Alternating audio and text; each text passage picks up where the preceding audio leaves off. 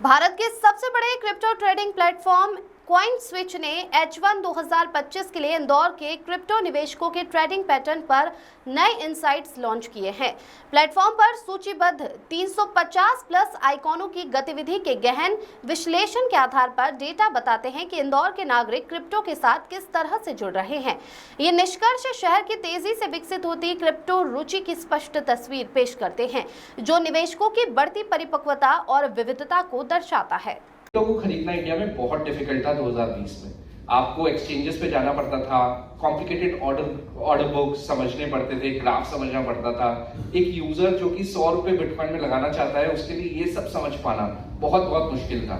तो हमने कॉइनस्विच बनाया जहाँ पे आप एक क्लिक से किसी भी क्रिप्टो में इन्वेस्ट कर सकते हैं। हमने जून 2020 में इंडिया में लॉन्च करा। हमारी उम्मीद थी कि शायद हम पे 1 लाख यूजर आएंगे 6 महीने में।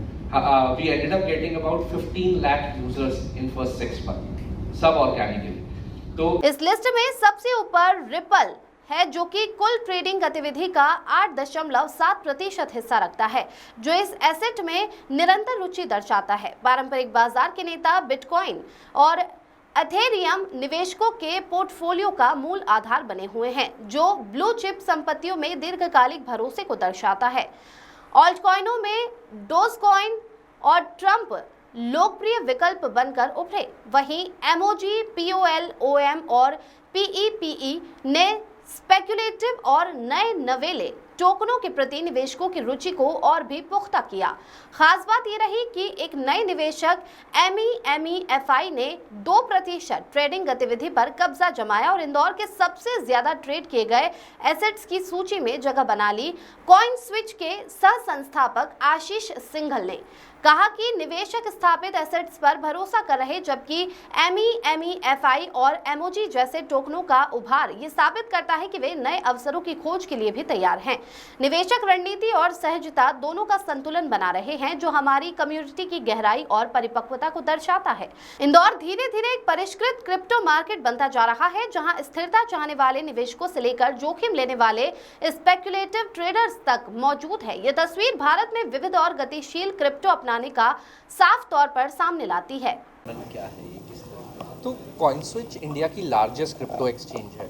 जैसे crypto as a new asset class इजाद हुआ है, आई थिंक ऑलमोस्ट 15-16 साल पहले, जहाँ पे ब्लॉकचेन के थ्रू लोग डिफरेंट कंपनीज बनाते हैं और कॉइनस्विच अनेबल करता है यूजर्स को इन क्रिप्टोज में इन्वेस्ट करने के लिए। तो CoinSwitch is an investment platform for cryptos. Lemon on the other hand is a stock broking platform, जहाँ पे आप स्टॉक्स में, म्यूचुअल फंड में, IPOs में, FNO में ट्रेड कर सकते हैं, इन्वेस्ट कर सकते हैं, जो कि सेबी रेगुलेटेड है। तो together both the companies CoinSwitch and Lemon are owned by PeopleCo, which is the parent brand company for both. तो जो आप बैन की बात कर रहे हैं वो बिल्कुल सही है। 2022 में काफ़ी रूमर्स थे कि पार्लियामेंट में एक बिल आने वाला है जिसमें वो क्रिप्टो को बैन कर देंगे, बट लकीली इंडिया ने क्रिप्टो को बैन नहीं करा, बल्कि रेगुलेशंस लाया टू सम एक्सटेंट, टैक्सेशन लाया, FIU के अंदर हमें रजिस्ट्रेशन दिया एक्सचेंजेस को।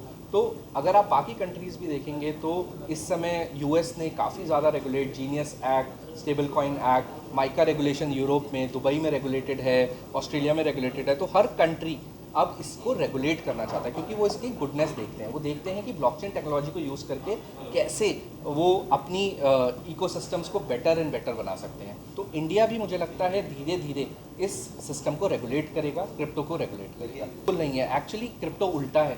क्रिप्टो रिटेल यूजर्स यानी आम आदमी से ही चलता है। तो जब ये इजाद हुआ था तो आप इसके मोस्ट ऑफ द इन्वेस्टर्स देखेंगे तो वो रिटेल यूजर्स ही हैं। हमारे प्लेटफॉर्म पे भी 2.5 crore users, most of them और 99.99% of our users are retail users, are आम आदमी। आप सिर्फ 2 साल पहले ही जब ETF US में अप्रूव हुआ था, उसी के बाद आप देखेंगे कि अडॉप्शन इंस्टीट्यूशंस का या HNIs का बढ़ा है। उससे पहले तक सिर्फ रिटेल इन्वेस्टर ही इस इंडस्ट्री में इन्वेस्ट करते हैं, क्योंकि इसमें आप 100 रुपये से इन्वेस्ट कर सकते हैं। Ashish Singhal, founder of CoinSwitch and lemon.